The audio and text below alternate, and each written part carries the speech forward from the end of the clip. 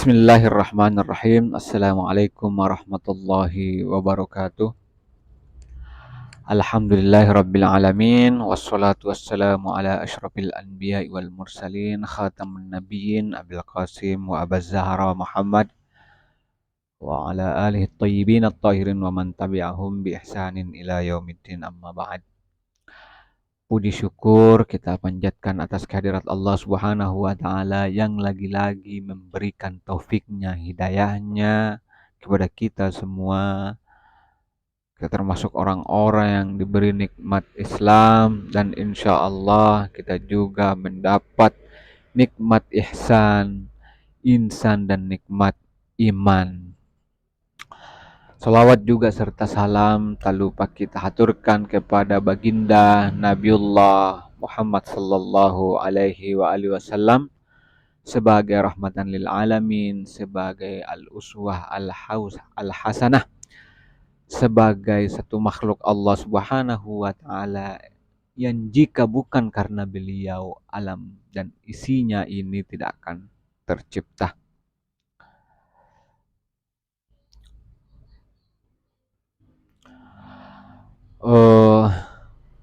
Izinkan Al-Fakir menyampaikan suatu dialog. Jadi dialog ini berasal dari Nabi Allah Subhanahu wa taala, Nabi Ibrahim alaihi salam. Jadi Nabi Ibrahim adalah nabi yang mendapat gelar kekasih Allah. Jadi menjelang ajal beliau, jadi ketika beliau mendekati ajalnya, detik-detik beliau meninggalkan dunia yang fana ini, Ibrahim alaihissalam berkata kepada Allah Subhanahu wa taala. Kata beliau, adakah kekasih yang tegah mencabut ruh kekasihnya sendiri? Jadi apa jawaban Allah Subhanahu wa taala? Berfirman, adakah kekasih yang enggan bertemu dengan kekasihnya? Jadi ada dua ibrah atau pelajaran yang bisa kita ambil dari dialog ini. Nabi Ibrahim menunjukkan bahwa seorang pecinta tidak akan tega menyakiti kekasihnya. Jadi perkataannya tadi, adakah kekasih yang rela mencabut ruh kekasihnya sendiri? Tapi di sisi lain Allah Subhanahu wa taala memberikan suatu pelajaran bahwa seorang kekasih, jadi seorang pecinta ketika mencintai akan memberikan pengorbanan sakit apapun yang dia akan alami untuk kekasihnya. Makanya jawaban Allah Subhanahu wa taala, adakah kekasih yang enggan untuk bertemu dengan kekasihnya? Singkat kata, dari Ibrahim kita mampu memetik satu pelajaran bahwa kekasih tidak akan mampu, tidak akan menyakiti kekasihnya. Sementara Allah Subhanahu wa taala bisa kita ambil satu pelajaran bahwa ketika engkau benar-benar mencintai, maka apapun rintangannya, sesakit apapun yang akan engkau lalui, engkau akan rela berkorban demi pujaanmu, demi kekasihmu.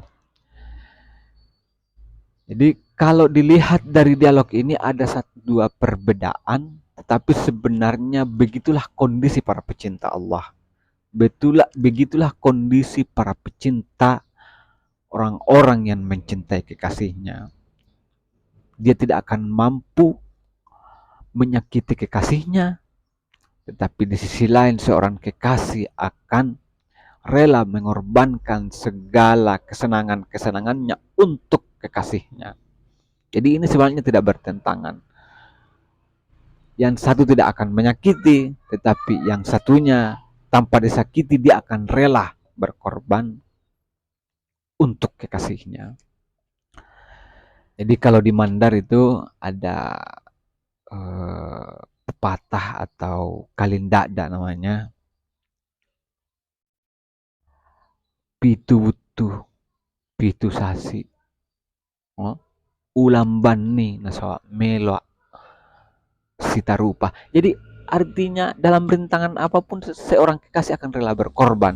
Meskipun kekasihnya tidak akan mengizinkan kekasihnya ini dalam keadaan menderita.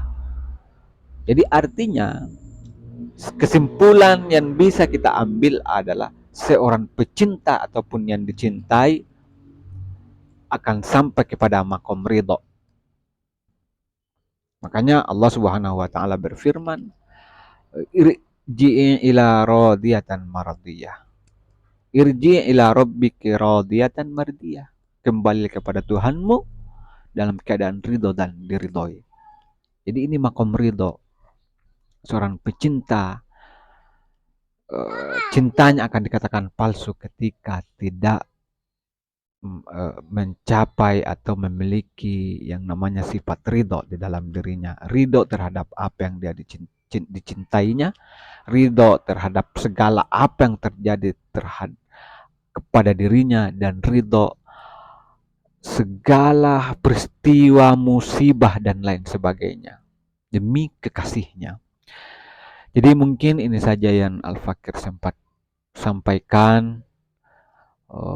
Mungkin teman-teman atau pemirsa menemukan ibroh-ibroh yang lain daripada dialog yang barusan Al-Fakir ceritakan. Sekian, wa ilallahi turja'ul umur. Assalamualaikum warahmatullahi wabarakatuh.